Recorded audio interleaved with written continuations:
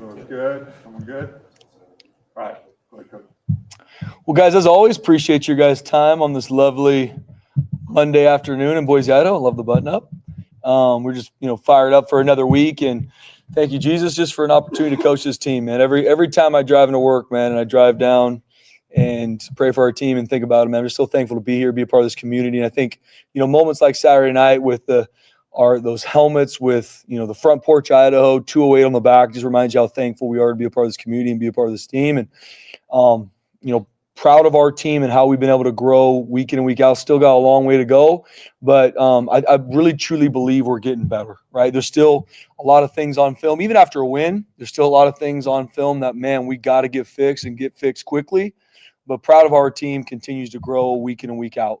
Proud of how we were able to respond to some adversity in the game, continue to thrive and improve. Feel like our defense, like we talked about last week, played better. Still lost some a lot of meat on the bone there, even defensively, but played much better, played at a high level, and were able to eliminate a lot more of the explosive plays that we had given up prior. And offensively, too, man, did a really good job. Still a lot of plays out there. We had way too many drop balls, had some third downs that we need to execute, had some missed run fits by our running backs and offensive line that can happen. But we're able to be successful. And special teams-wise, our guys are playing much harder on special teams. Man, so proud of Boomer being able to create touchbacks for us. We're 2 for 2 on field goals, which is huge. Never take that for granted. Obviously, great job by App State. They had the ghost returner play against us that we didn't execute. We've practiced it, but obviously have not done a good enough job with it, and that's on us as coaches. And hats off to them. It was a good scheme, and they were able to get an explosive return. We got them field the ball cleaner. We had a couple miss fields on kickoff and punt return, or kickoff return and punt return that need to get fixed. And we will. So in all three phases, a lot of things to grow in, a lot of things that I'm proud of where our team is growing to, but we're a process focused team, and we got to get back to work, and we got to focus on our best week of prep. In regards to Jaden Mickey, he's doing much better. Like I said, I saw him after he was released from the hospital on Saturday night. I was able to get some time with him, and he was doing much better. And even talking to him about the moment itself, when the hit happened on kickoff, and everybody saw kind of what happened on the field, and he was just back and forth saying, "I can do all things through Christ who strengthens me. I can do all things through Christ who strengthens me." I was telling him this, and he started crying. It chokes me up even talking, because he said, "My dad told me that every night before I went to sleep." And once again, this is a young man that obviously an alum of Notre Dame, but I mean, he's lost his mom. He's been through a lot, and seeing him even come back from that injury, like I said, he's going through concussion protocols, but all tests and everything are negative for everything else, which is thank you, Jesus, for that.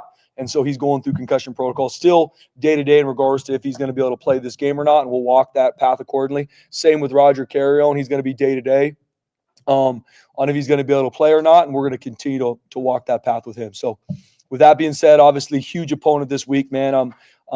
Think the world of Marcus Freeman. Was blessed to be able to meet him this offseason at an event. And I mean, obviously the success speaks for itself in regards to him as a coach and him as a defensive coordinator, him as a leader. But it was just, from meeting him and just seeing him from afar, seems also just like a phenomenal leader of men, and that he cares about building young men to be champions in life. And obviously they've had a ton of success. They got a great football team, and but a lot of respect for Marcus Freeman and how he does it, not just the results on the field. In all three phases, they got a lot of different weapons. Offensively, I mean, they're 2 running backs. Obviously, Jeremiah Love, 2 of the best we'll see all season. Period. End of story. 2, in my opinion, first-round draft picks. And we got our work cut out for us stopping them. They got great schematics. Their offensive line's really good. They got receivers that can beat you consistently. So we got our work cut out for us defensively. It starts with tackling the running backs, and then CJ, their quarterback, man, he's going to be a future first-round draft pick. I don't think I'm the first one that will say that. He has that type of potential, and he has that type of leadership accuracy. That's who he is as a quarterback. So offensively, they're loaded. They're coached extremely well. They're not going to make mistakes, and we got our work cut out for us defensively. On the flip side, defensively for them, I mean, their front seven's one of the best front sevens we're for sure going to see all year. Well coached. Number 5, one of their edge rushers, is a dynamic football player. 34 is a really good linebacker for him, captain. And they're able to rotate and play a lot of guys. Very physical at the point of attack, can run. very sound, and their back end, man, they don't give up a lot of explosive plays because they play really well together. They can lock you down a man. They do a good job with some zone switch ups, and they're going to be really, really well coached. We know that going in. Obviously, Marcus Freeman does a phenomenal job holistically. Defensive guy. Coach Ash has done, coach a lot of defense in his time. So we got a lot of respect for their coaches. Coach Denbrock, it's funny, Coach Stockton, who is an alum of Notre Dame, said that Coach Denbrock was the offensive coordinator when he was there. Obviously, Jaden Mickey's an alum, so able to just cool to see a lot of different connections. And then I think the phase that they are needs to be talked about more, even with their team, is how good they are in special teams. I mean, they play relentless on special teams. I mean, it's inspiring to me just to see how hard they play on special teams, and they will fake it every opportunity they can, from punt to kickoff return to, kickoff. I mean, they are going to find ways to steal possessions, and they do a really good job with it. So that is going to be a premium for us this week to make sure that we can align to everything and do a really good job stopping their fakes, because it is going to happen. And we got to be ready for it. So ton of respect for Notre Dame, ton of respect for Marcus Freeman and what he's been able to build there and how successful they are. And they deserve a ton of credit. And so for us this week, obviously a lot of people will be talking about this game, as they should. It's a huge opponent. My biggest focus for our team is your best is enough and your best is required. That's going to be my message for them all week. Your best is enough, but your best is required. It's your best in the meeting. It's your best in rehab. It's your best at practice. Like, doesn't need to be perfect. I don't need anybody, all right, we're playing Notre Dame, I got to go be Superman. No, but I do need your best. No different from our coaching staff. And that's the best of our week. So then when Saturday afternoon comes along and we're in South Bend and that place is rocking, which I know it will be, which is going to be an awesome time for our players, our fan base, our staff to be there. But we gotta prep to play our best, and then on Saturday afternoon we're gonna go cut it loose, and we'll let the chips fall where they may. So with that being said, open up for questions. There's a financial component to it, obviously, but just when you were approached, whatever it was 2 years ago about this game, just what made sense for you for this matchup? I remember when it was you're not even the head coach yet. Yeah, it was. I think I don't remember when me and JD had the conversation about it, BJ, but it was somewhere in that March, April 2024, I think, somewhere in there, and I could be off maybe in the months, but. I was fired up when JD brought the opportunity to go play Notre Dame. I mean, as a football fan, which we all are, and even me growing up in Southern California, I mean, Notre Dame's a team that you watch consistently year in and year out. I mean, from Rudy to South Bend to Touchdown G's. I mean, there's just so much amazing history attached to Notre Dame. And I've never been there. I'm fired up as a coach, fired up as just a fan of college football. To be able to be a part of this game with our players. And so we're going to be able to see the stadium the day before and go through it, because by the time we get to kickoff, it's time to go play football. And they got really good players. I believe in our players too. And at some point, the ball is going to get put down, and it's going to be 11 on 11, and we got to go work to play our best. But no, it was a no-brainer opportunity for our program. I mean, it's funny. I mean, this is that game. I think I've been open about this. We signed the contract somewhere in the summertime, 2024. I don't remember when it was, but I'm hanging out with my family in Salmon, Idaho, before we report for fall camp last season, and I'm wearing just normal street clothes, just kind of hanging out. We're at a restaurant, and the waiter comes up, and out of the blue, she's like, "Man, I can't wait for the Notre Dame game." And I'm like, we got a whole season before we play Notre Dame. But these games for our fan base to be able to see, it creates a lot of excitement. For me as a coach, it's game number 5. And our prep, our process, we just need to continue to grow.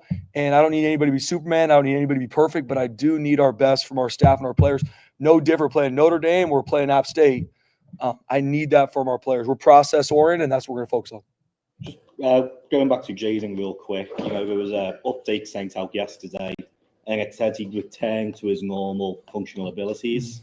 Was there moments where he couldn't move arms or legs, or I guess what was the issue there to say he's back to his normal functional availability? Yeah, he was. I mean, obviously the hit happened where he was out of sorts, but I'm not the medical expert to give you that. But I know even in that moment when he was leaving the field, putting his arms up and moving. So it was just we do everything the right way. So we go to the hospital. I mean, he had all the scans and checks to make sure from skeletal, muscular, brain, everything is good, and all that was clear.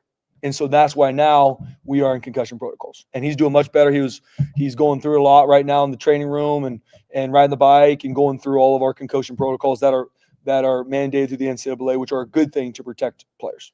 Obviously, concussion protocol, you have to, let it do its thing. Yep. But, how badly do you see him wanting to go back, especially for this game? Yeah, I've as an alum, he's fired up to be able to go play this game. But I had a conversation with him and his dad, even the night after, like, we are going to protect Jaden. We're going to walk this path. We are going to always put our players' health and care in front of them going to play football, right? Period. End of story. And so we're going to, if that means he doesn't play, that means he doesn't play. But we're going to put the young man in front of him playing football. Obviously, as an alum of Notre Dame, he loves Notre Dame. He loves a lot of those teammates are still there of his, but he had an injury, and we got to walk this path the right way. Even if he doesn't pass protocol later on in the week, I'm assuming he's going on. He's coming with us no matter what. Yeah, absolutely. Good question, bro. There were a couple helmets that flew off in that game. I know you guys had those were brand new helmets, right? Because you're going to auction them off, whatever. Was there some issue with the helmets? Or? Good question, BJ. I mean, we got to do both sides. I think we got to make sure they're correct from an equipment standpoint. And then obviously I'm going to have a conversation with our players today, making sure that they have the right air in them. They're strapped up the right way. Because we had 5 or 6 helmets pop out in the game that can't happen. We got to keep our guys safe. Was that the scariest moment? Is that a coach's worst nightmare with you Saturday on that field than having to go to the hospital? Yeah. I mean, whenever a player gets hurt, man, I mean, your heart just drops, especially in the moment when you don't exactly know what's happening. All injuries are brutal, right? Even when you see that it's a leg or something, it's brutal. First off, because you care about the kid and you know how much they put into work and prep to play a violent game. I mean, that's the reality of this. Especially in that moment with Jaden, you don't know, right? I mean, you just don't know. And not that my mind went negative, but I immediately started praying because outside of that, I couldn't do anything. I believe that prayer works, but outside of that, that's all I went to because those are scary moments. And my heart dropped because I love that young man. I know how much he's poured in this football program to play. And in that moment, those are hard. Absolutely, Johnny. Those are hard moments.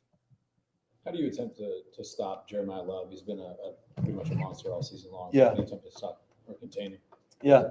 I mean, I was talking to a coach that played against him. He said the second you think you got him, all of a sudden you look up and it's first down again. Right? I think that speaks to who Jeremiah Love is, right? I mean, he's extremely hard. I mean, he's going to be a top 10 football pick, top 10 draft pick, and that's earned and deserved. Elite catching the football too. An elite receiver, had 2 catching touchdowns last weekend. He's extremely hard to get down, very, very quick on his feet, strong, powerful, so he can go through you if you're high, but he also can one cut and he can get out and it's gone. So, I mean, we got to practice our tail off. I mean, it's going to be really, really hard to simulate that in practice, but we got to do our best as a defensive staff, making sure we continue to work how we leverage these formations, right? They're going to give you a lot of different formations in 11 and 12. We got to leverage formations. We got to do a good job tackling low and finding a way to get them on the ground. Jeremiah Love's going to get his, right? You go into a game with elite football players, there's not a schematic call that all of a sudden is going to take Jeremiah Love out of the game. It's not. We got to play sound, we got to play discipline, and we got to be relentless. This cannot be a one tackler type game. We got to gang tackle Jeremiah Love because he's an elite football player. In terms of just, you mentioned going to see the stadium on Thursday, but you said it's also game 5. I mean, it's one game, it's non-conference game, but playing Oregon last year on the road, playing Penn State, I mean, playing some of these other powers or ranked teams, does that do anything for the guys? I mean, you're competitive in both those games just to kind of see that it is just another game. Yeah, BJ, I think every year's a new year though. And I was thinking even this week, yesterday and thinking about Oregon and Penn State, but we got a bunch of guys that they watched that game on TV because they weren't even a part of this team. Right. So I'm going to pull on some of those, but every year's a new year. This team is way different than last year's team. And so more just for me as a coach, leading our staff and our players, just making sure that I don't want anyone to live. Because sometimes when you have these big games, it's, oh, now I got to be someone completely different as a coach or as a player. I want everyone, but I do want your best. Like, we need our best teaching this week. We need our best enthusiasm juice from our coaches. No different from our players. Like, that's really going to be my message, because it is going to be an awesome game, awesome atmosphere. But it's going to be no different when it's game number 6 and we're playing New Mexico in the blue, right? I'm so process-oriented that it's all process over outcome, that I believe that's how you can be consistent. Now, I don't have any idea how Saturday afternoon is going to go in South Bend, but that's my message. Not it, because just the reality, there's going to be, well, this week, coach, I'm ready to give you my all. It's like, I needed your all last week, right? Like, I need your all 2 weeks. Like, no, I want your best. You come to Boise State, you are going to be held to high standard to give your best every single meeting, every single practice. And then when it comes to the game, go cut it loose. However the game goes on Saturday, we're going to still learn and grow from however it happens, because we're going to be focused on our process. We saw Breezy warming up in pregame Saturday. Is it safe to say he's close to returning? He is. Yeah, as of right now, he should be able to go through all of practice and be able to compete. What that looks like for him in the game, just even in regards to reps, we'll see with the 3 guys right now that have done a good job. But he's worked his tail off to get back and get healthy. And as of right now, he should be able to practice and be available. 4 games in, Spencer. How well do you feel like you know your team? I mean, you only know once the Bulls start flying, and now you've had 4 opportunities to watch them on game day. So how well do you feel like you know your team at this point? Yeah, Jay, I think I have learned a lot about our team, but still learning every single day. And I think that's what I try to always be as a coach, because I think the second you feel like this is who we are, it can change in a moment, right? Positive or negative. Oh man, we're a team that is this way. And you just assume that, but don't continue to uphold that standard or celebrate those habits. That can waver quickly, right? So, but I've learned a lot about our team. I've seen our team grow week in week. I've seen our team play with high effort and high mentality. I've seen our team respond to adversity. I've seen us not, but I've seen us do those things. So who are we going to be week in, week out? That's why so much, almost to BJ's question, I'm just about our process and our growth, staff and players. That's what I do. I don't make calls during the game. I'm not a coordinator. I'm about our players, and are we growing every single moment we can? And I do feel like we have. We got a long way to go. We got a lot of things we got to continue to work and fix, and fired up to do so. Is the plan to played keep 2 really good teams to start the season in Miami and Texas A&M. Could have beaten both of them, Oh, yeah. and then crushed the last 2. What have they done in the last 2 weeks is better than what they've done in the first 2? Yeah, first off, I mean, they played 2 top 5, top 10 teams to start the year, right? I mean, Miami, I don't look at the polls much, but they're top 5, I think A&M somewhere around there, both undefeated. So, I mean, first off, they played 2 of the top 10 teams in the country. Both of them came down to the last play. And so, I mean, we're playing a top 5, top 10 team in Notre Dame. And I think just like anything, when you watch the game, there's some things that didn't go their way in those games. That's what happens when 2 top 10 opponents play each other. And it could have gone either way in both those games. Then you see how they played against Purdue and Arkansas, and they played elite. Obviously, even in those games, there's some things that I'm sure as their coaching staff are going to work to clean up. And you talk about growing week in and week out. I mean, you see how they played against Arkansas. I mean, they have grown week in and week out. Hats off to Coach Freeman and their staff, because they have. I mean, they are playing an elite level offensively. They're playing an elite level defensively. And we talked about special teams. I mean, they are on the attack on special teams. So what I've seen from them, and that's what our heart and our goal is for our team too, is for you to continue to grow week in and week out. And Notre Dame absolutely has. Is the plan to keep Erik Chinander on the sidelines this week? It is, yeah. It's something we're gonna look at every single week. And once again, the reason that we played better defensively wasn't because he was on the side, but I think those are things that help.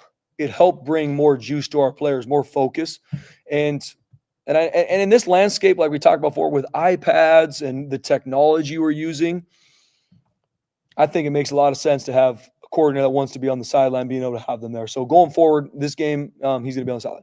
Switch anybody else in terms of someone going We back up didn't. to No, the box? we kept everything the same, because I wanted to use it as an addition and not change any dynamic on the sideline in regards to players going to their coaches. I want our players to be able to go get confronted by their coaches in regards to things to fix, encouraging them. I tell our coaches every game, we're like, our players are like boxers. we're their ring manager right next to them. Right when they come by, man, we're in the ring with them and we're giving them quick pointers, and then we're getting them ready to go back out and get ready to fight. I wanted to keep that the same while still having our defensive coordinator on the sideline being able to, if he needed to bring all the starters or whoever's going in up, hey, quick corrections, quick hitters. And then I also want to be able to look into everybody's eyes and know, like, this next drive, I'm going to need your best. And I think we're getting better. Phelps, is it one of those situations with the way he's playing, you're just going to have to find more snaps from him? I don't know if you can experience nickel with him, whatnot, but with the way he's playing, you probably got to get him on the field more. Yeah, Johnny, I mean, so proud of Bowen Phelps. I mean, so proud of Bowen Phelps. I mean, Mountain West Player of the Week, earned, deserved. And we talked about Bowen. I mean, walk on, safety, put on scholarship, switch from safety to linebacker, and has had a huge impact on this team. Defensively, special teams, every week in and week out, he's one of our best practice players too. There's no mystical formula of why he's playing at a high level. He's playing at a high level because he practices that way. And so as coaches, he's earned more reps and more opportunities, and he's going to play a lot on Saturday. A lot of this has been talked about Chris Marshall's just ability, but it seems like Latrell is stepping up big time, especially the last couple of games. So what can you say just about his performance and his leadership as well? Yeah. Guys, so proud of Latrell Caples. And a guy that I know I talked about a lot last season, especially with Ashton and the amount of times we ran the ball with Ashton and were really successful. The amount of clips that on these big runs you see Latrell Caples blocking his tail off downfield to get the touchdown block for Ashton. And then fast forward to this year, he's grown even so much, not only in his play as a receiver and making people miss. I think he's tough to defend, tough to guard, but his mentality with how he practices, how he blocks for his teammates, how he encouraged on the sideline. And I told him, like, I'll remember clear as day, even in Air Force, where I think it's a one-score game and our defense needs to get a stop. The main guy that I heard on the sideline saying, let's go, D, let's get the ball back, Latrell Caples. Latrell Caples. Because he cares about his team, and it always works this way. The guys that love and care about their team get a lot of individual recognition. Latrell Caples, whatever, how many yards he had on Saturday, 2 touchdowns, earned and deserved. When it comes to Latrell, I was talking to him after Air Force game, and he says he's in the wide receiver and letting everybody know, like, and you guys, the way you guys run your offense, like, it's oftentimes it comes down to a receiver block of whether it's going to be a 10-yard gain or a 70-yard gain or whatever. Compared to Latrell, like, the first got here, and when did it click for him? Because he seems, what does it speak to the developmental process? Because, I mean, he's so different, like, not different, but just he's grown a lot. Yeah, no question. I mean, Latrell Caples, I mean, my heart and goal for this program, built different. Our culture means building champions on and off the football field.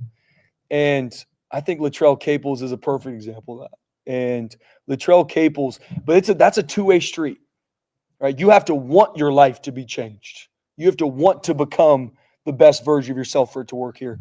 And Latrell Caples, that's him. And a guy that pours into his team, pours into growing to be the best version of himself. I mean, I backtracked to whatever it is 2 years ago where we're going out to do a summer workout and he tears his Achilles. Man, that's hard. A young man that football is everything to him and it gets ripped from you. It's hard. And seeing him battle back from the Achilles injury, find a way to go through spring ball, have a great season last year, coming into his senior year, continue to pour into his own development, his teams. I mean, I can sit up here all day because he's earned me talking about. He's earned the accolades because he's not only an elite football player for us. I believe whatever Latrell Caples does after this, he plays in the NFL. He doesn't. He's going to be an elite human being in this life, and that is what makes me so proud.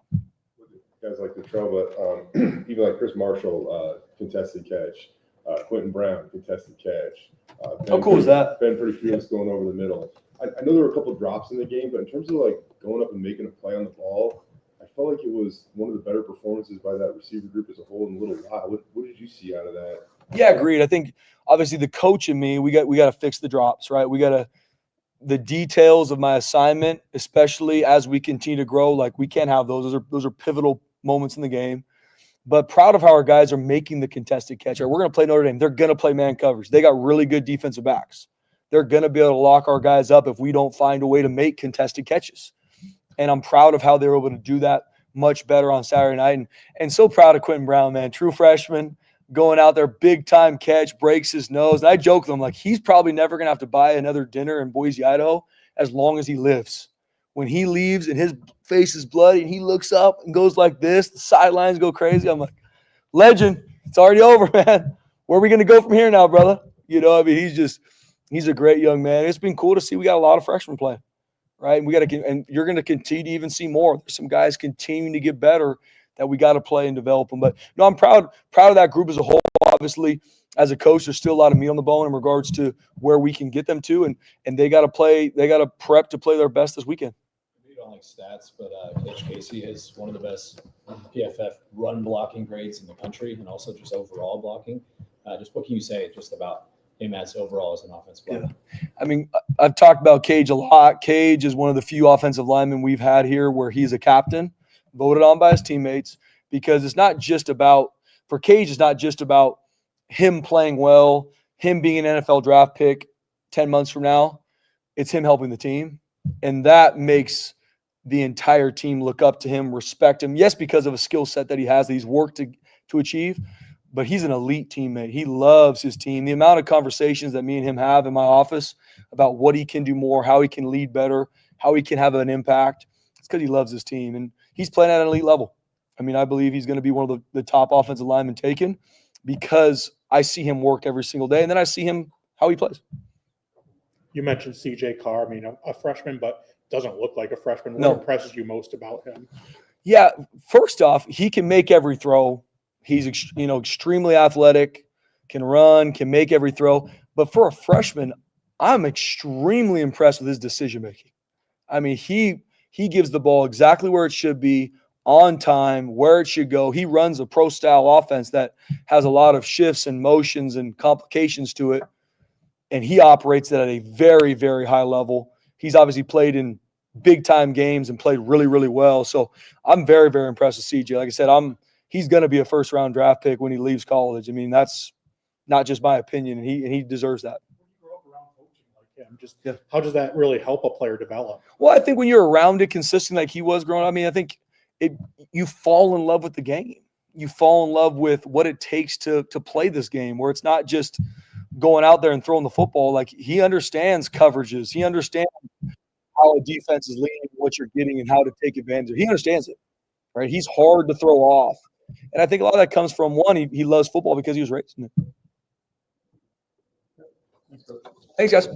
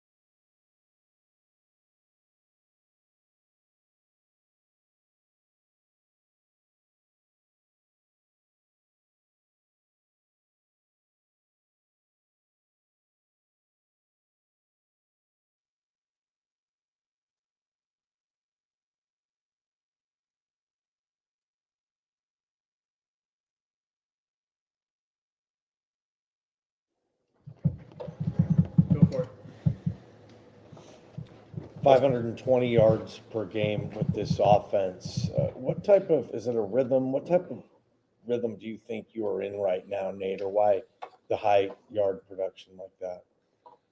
I think if we're executing like we should, each play, we should be efficient. We should get yards. The biggest thing I'm still focused on is kind of the winning formula for football games. How many explosives are we getting? Are we converting on third down? Because you can get a lot of yards and not a lot of points. So it's just continuing to maximize. Are we executing? Are we efficient? How much of a, maybe not relief, but also how good has it been for you to see after that South Florida game how the offense has really very quickly turned things back up? Yeah, football can change too, right? It can go back and forth in a second. So I think after the South Florida game, we were focused on our mentality and our finish and what that translates into. And I think we've improved in that area. Also, taking care of the football shows up every game. We did not do a great job of that, and we got to continue to progress there. But if we are operating like we should move the ball. It's always a work in progress, but what I've been pleased with is the improvement I've seen week to week. I think it was Quentin's touchdown grab. Unbelievable. Yeah, the fact that he still caught it and hit his face on the turf and came up with that big play, that was huge for our team and huge for him. He's an unbelievable young man. When you're a true freshman, I mean, usually you go into a game with probably a couple of very specific things you hope get called. So how is he kind of, because he almost had one against Air Force, had a moment against Air Force too, but I don't know, how do you think he's just kind of handled that, I guess? I mean, he's embraced every part of his role since he showed up on campus, and he's a phenomenal talent. He's going to continue to get better and better. He's still a young guy. He's still learning a lot of things. But the fact that when his number was called, he went out and made a big play and showed a lot of toughness doing it, I think shows a lot of positive signs for the future. With Maddox and just his continued process here, I mean, that's one of the best games of his career. I mean, how do you see him just continuing to kind of stack these days and games on top of each other as he gets more confident? Yeah, I think a big thing with him is those details, is those little things, is those plays that he probably could have made that he's thinking about. It's continuing to get better. I mean, we always use the example of Tom Brady played 20 years and he was always getting better, always focused on those small details. So it's no difference for Mad Dog. That's the same for him. And it's kind of, again, are your eyes in the right place? Are you making good decisions? Are you taking care of the football for the offense? And when you're doing those things, the numbers are going to come with it. What's it mean to you to get a chance to go into a stadium like Notre Dame Stadium this week? Oh, it's a very cool experience. I know for a lot of us, it's, something that you've grown up watching their games and seeing that stadium and hearing about, their history. I think you got to appreciate that. And you got to take it all in because it's a big part of college football. So it's going to be a cool experience. How much of a problem will just crowds and the noise and the fans posing now? 80,000 people. Yeah, no, it's something that we're focused on this week. We got to be able to handle the crowd noise. There's a lot of different things that we got to focus on and practice and prepare for, and that's one of them. We're expecting it to be loud. Are you guys practicing or doing anything to prepare for that? I know I've seen cowbells used to practice. I know soccer teams, I've seen chanting and pulling in fan noise. Are you guys doing anything? It's hard to simulate the real deal, but we got pretty nice speakers these days, so we can pump some crowd noise wherever we need it, and we're going to be doing a bunch of that. This year compared to years past, like how much time do you spend with Maddox, and what's maybe something that you know about him now or that impresses you now that you didn't really know maybe, even last year for that matter? Since he's been in the program for a while now, we've been around each other for a while now. I don't know if there's anything earth-shattering. He always amazes me how much he can pick up and how quickly and how he can go out in the field and execute it. There's not a huge learning curve. And now being on this side of it, I'm way more immersed in a lot of the details. So I really appreciate his ability to just pick things up and the amount of information he can retain. When you've had a quarterback that's played as much as he has, how much does it help the fluidity of in-game communication or adjustments or things like that? Like what's it like to? Yeah, it's pretty quick. It's pretty quick because usually he already knows as he's coming off the field from that drive. You know, what happened? What does he need to fix? So the biggest thing is just that quick communication with him and Coach Hill and myself, and usually he's already got it. What do you like about the relationship you're seeing between your quarterback and your quarterback coach, Zach Hill, from afar, or however you see it? I just love the way that Coach Hill communicates with them. He builds confidence in them. He stays very cool, calm, collected. I think that's important for him. And he's been in that position. You know, he's played quarterback at a high level. He's developed a lot of really good quarterbacks over the years. So there's a certain feel for that I think Coach Hill has, and that helps Maddox in a lot of ways because he's seen it from the helmet, so he can kind of, you know, play to that. Be like, okay, this is what's happening, but really I understand why you did that because I would have done the same thing too. And that a lot of that comes from experience and then playing the position. Didn't see a lot of it, but you had, you know, multiple backs out there against App State. What did you like about that, and is that something you hope to kind of keep tinkering with? Or? Yeah, I think it's, you know, trying to get your best players on the field at the same time, and we got a lot of good backs, so it was fun to watch Cy just bring that physical presence in any way possible to the game. And I thought he did a great job with that.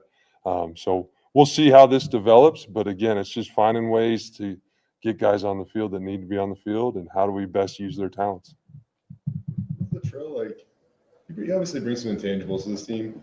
Why is the offense better when he gets you know, a couple touches? I think he kind of has that pulse on the offense, just him as a leader, and the type of energy he brings and the type of work he brings each day.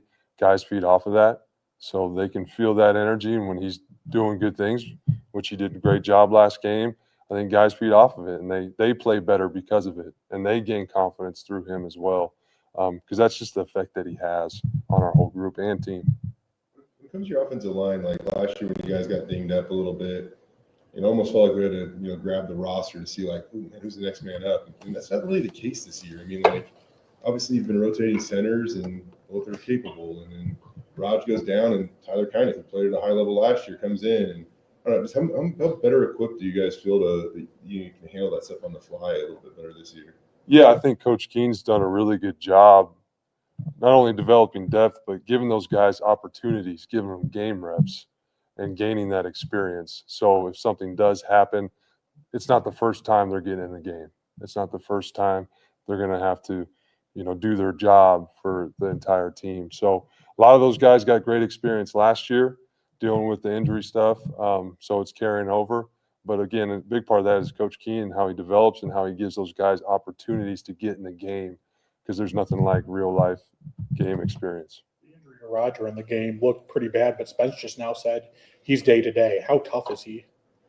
Yeah, I mean, it's hard to factor how tough he is. He's been through a lot and he's overcome a lot, and he continues to do it. And that's what old linemen do. They got to play through that stuff, and he's no different. But he just shows it every day with how he prepares and then what he's doing in the classroom too. That guy's got a workload academically, and he handles that no problem. And he comes to football, and he obviously embodies that O-line lifestyle with toughness. Looked like Jake Steele got a little bit of run at right tackle at the end of the game. Is that something you guys are working on with him, trying to get him to either move to right tackle or just have that ability to swing guard tackle? No, it's just flexibility. Yeah, he's played tackle for us off and on for a while now, and that's where he's got a lot of value because he can do both. He can play inside and play tackle. So at that point in the game, it was good. Again, Coach King kind of looking far ahead there, giving those tackle reps, building that experience, because you need guys, especially at the offensive line, that can play multiple positions.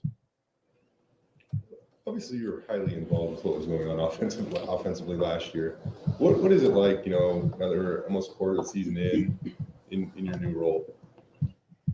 Oh, man, it's day to day, learning something new every day. It's always evolving, and there's a lot I wish I could have done better last game and the game before. And so I'm trying to, as I learn those lessons, apply it to the next game. But there's a lot to this role in this position, but I wouldn't have it any other way. What's it like to, you know, truly sit down behind the call sheet and be the guy that, you know, runs the show, really? Yeah, it's a great feeling when things are going well. It's a terrible feeling when things are going bad. but that's the responsibility, and I've fully embraced that. But I tell you guys this every time I talk to you, I got such a great staff that I work with that are experts in a lot of different areas, and I lean heavily on those guys. And so a lot of the time, if I just do what they tell me to do, we're going to be all right. Feel empty up in the box without Erik? It did. Yeah, it did for a little bit. That was an adjustment, but shoot, whatever we got to do to keep playing defense like that, that was an unbelievable effort by our defense. That was very, very cool. Very, very cool. What stands out more about Notre Dame's defense? I mean, you could spend 20 minutes saying great things about every guy on their defense. It's well coached, it's sound. There's a lot of different NFL talent all over the place. So it's exactly what you'd expect playing, playing a Notre Dame defense. Was it weird at all watching that tape and see Taylor Green out there for Arkansas? Not really. I'm a fan. I'm still a fan of TG, and I want him to have success. And I miss some of those 70-yard runs that he's putting out there. But I always wish the best for him. Love that guy, and so it's fun when I see him do good things. I cheer for him. Any more? Thanks, Coach. Yep, appreciate it, guys.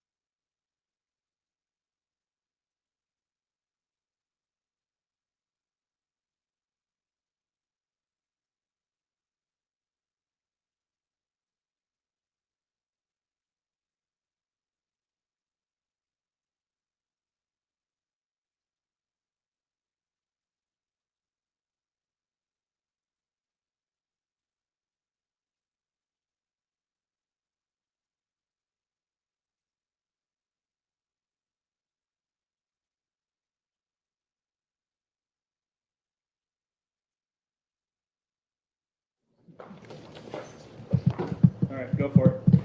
What was it like being down on the sidelines on Saturday? It was good. It's good. Much different, obviously. Pros and cons. You can't see things as well, obviously, when you're right on field level. But I think the human connection, those kind of things, is much better. Kind of easier to solve problems when you can get the whole group together. Our coaches do a great job, but it's always better when you can get a couple of different position groups if there's things that are happening communication wise between two groups, or run fits or pass fits, or whatever the case may be. So I enjoyed it, but I think there's definitely pros and cons to both. Discussions like just making that decision. There wasn't really any discussions. I decided that I talked to the guys I talked to our leaders and our captains earlier in the week, and we had a discussion that doesn't need to leave those walls. And then on Friday, I just told the guys, it's a little too comfortable for me up there, right? Just like everybody. So it's time to get out of the comfort zone a little bit. I want to come down the field. I want to hunt with you guys. I want to be in the fight. I want to be able to tell you when you're doing a great job, I want to be able to tell you I love you and look you in the eyes.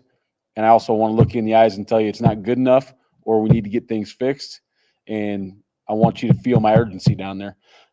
Because like I said, our coaches do a great job making adjustments, but when they can get freed up to do those things, when I come down there and help with some other things that happen on the sideline. Which analysts or who's up there defensively in the booth, and how much are you relying on them? How important is their role now to tell you what they're seeing? Yeah, right now we've got BJ Mullins, DJ Killings, and Matt Fleischacker up there. Yeah, it's a huge role for them. And with the iPads now, the most important things that I used to do up there before the iPad was, make some notes, draw some pictures, have those guys draw for me, so then I can get the information to our coaches on the sideline because they can't see it down there. Hey, here's the formation, here was the play, here's what happened, we need to fix it. Now it's all within a touch of a button. So like that piece isn't as important, but their job is still very, very important because they have to tell me personnel's coming in the game that I can't see, and they're also relaying information to me, such as you've been calling this and this and this. They've been running this and this and this. It's more down and distance information. What have I been calling? All those kind of things that I normally would have right in front of me. But they did a great job with that. And then they're also now, instead of me having my sheet in front of me, they're giving me the reminders that I'm asking for. If it hits a certain field zone with a certain down and distance, give me these reminders. So they did a great job. You're facing one of the top running backs in the country. I know it's tough to stop him, but how do you attempt to contain Jeremiah Love? Yeah, I think we gotta fit the defense correctly, and we gotta tackle. And that's easier said than done. I mean, I've talked to multiple people that have said, man, you think you got him fit up, and all of a sudden it's 2nd and 7 or 2nd and 3 instead of 2nd and 7. So I think the emphasis on tackling will be huge. It's getting to that point of the year where you can't do a ton of live tackling, especially with some of our guys that have played a ton of reps and are a little bit limited. But we've got to emphasis on body position. We've got to emphasis on there's nobody on our team that can tackle high. We have to target low. We have to try to take his motor out, and we have to get multiple people to the ball. So it's going to be about effort. It's going to be about doing things the right way and proper leverage, I think, more than anything. You said you wanted to be on the field so you could tell them if the effort wasn't good enough or tell them that you love them or whatever. What was it like to share that moment with Amarion McCoy? It was great, man. And just, the internet is what it is, right? And there's a lot of whatever discussion, right, on his crew. I know me and him talked about that. Maybe even he felt a little bit himself, and to just have him go out there and make that play and then be able to celebrate with him and once again tell him how proud I was of him, tell him I loved him, and we need to keep going, keep your foot on the gas right now. Like, that was really cool. And to watch everybody else celebrate was really cool for me because I don't get to see that usually. Usually it's like I'm watching the play and it's like, oh, pick, 6, yay, right down to the iPad or my sheet. Now it's like I'm waiting for somebody to give me an iPad. I got no sheet. Now I'm just running around watching those guys celebrate and having fun with them. So it was pretty awesome. What's it been like watching the development of Bowen Phelps? Yeah, I mean, super proud of that guy. Asked him, in the offseason to make the move to linebacker. He was a little uneasy, as you should be. Played a DB his whole life. But we thought the skill set was going to translate really well. You go from being a safety, now you move down a level where your movement skills and your speed are now elite for that second level, which I think really helps him. The thing I'm proudest to him about is the physicality he's been playing with, and he's learned Mike and Will. So he's done a really good job mentally, really good job with his physicality, and I think he probably likes being able to eat whatever he wants so he can put on a little extra weight right now. But super proud of him, man, and he works at it. He's watching film all the time. He's a great kid. How much, when he gets named Defensive Player of the Week, does that really kind of reinforce you're doing the right things? Well, I think anybody that gets an honor like that would think I'm doing the right things. But I think for him, it's going to be more about reinforcing that this was the right decision by the staff, and the right decision by him to just go all in. Say, you know what? If that's what you guys think is best for me, I'm all in. I'm playing linebacker, and I'm never looking back. And I hope he'll continue to grow and do the things that's got him here, because I think the ceiling is super, super high with him. I know you guys have these awesome recruiting classes, but Bowen came in there as a walk-on. And how important are like his ingredients to the recipe of success here? Or guys like him? For him, it was a guy like Tubes, or these guys that they do way more than people would expect them to do, I guess. But like, how important is that? Yeah, I think it's always really important, to get some Idaho guys, some Pacific Northwest guys that are definitely worthy of a scholarship, didn't play a quote unquote high enough level of football, or just didn't get a lot of recruiting action through their area because they're not in the metropolitan place. But to have those guys come here and earn their way, and just to, like, the guys respect Bo so much because of the way he works. And I think that, when you get freshmen that are probably highly recruited, highly rated players, see a guy like Bowen, like, this is what it takes, I better be doing that too. So I think it's good for him. I think it's good for the team. I think it's just good for the culture to see, how can a guy that, really wasn't recruited come in here and be the Mountain West Player of the Week? Like, this is how it happened. It happened the same way for Alex Dubner. So it's pretty cool. For a lot of these guys, this will be the biggest stadium they've ever played in. You've coached in some big stadiums.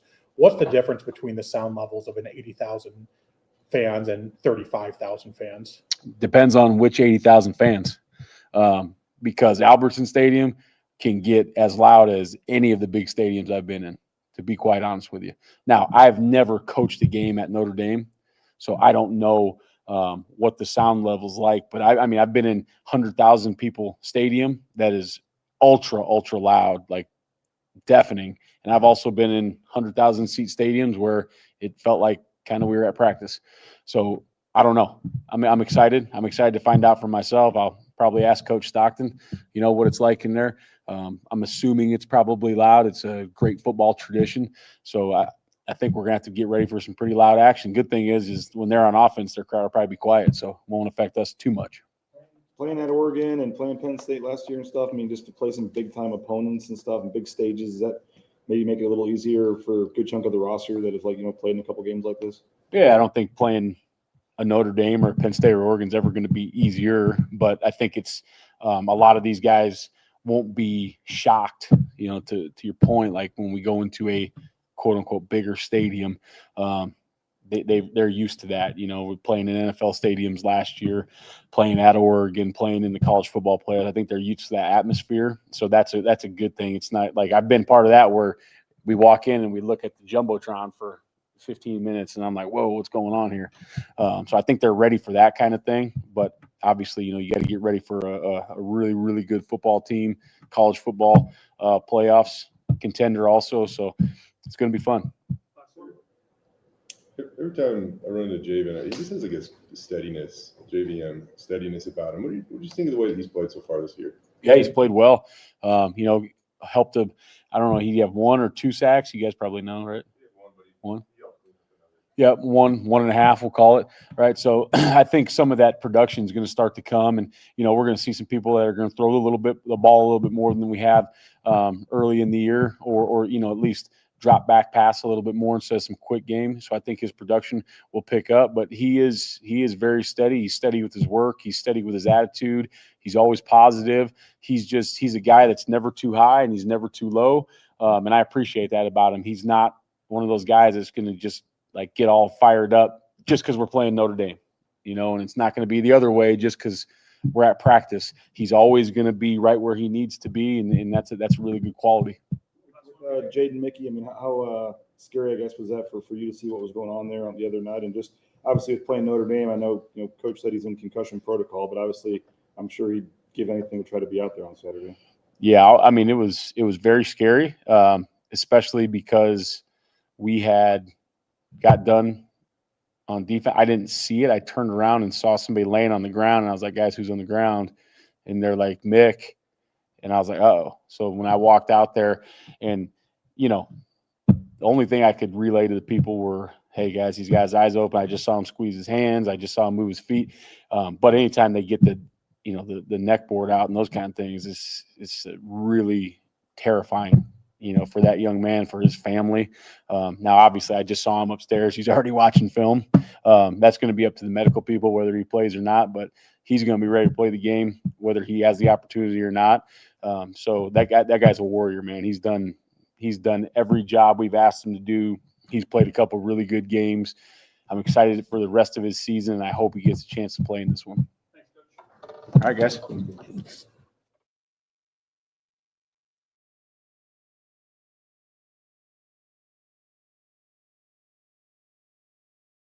Bronco Nation, when I score, Jackson pours.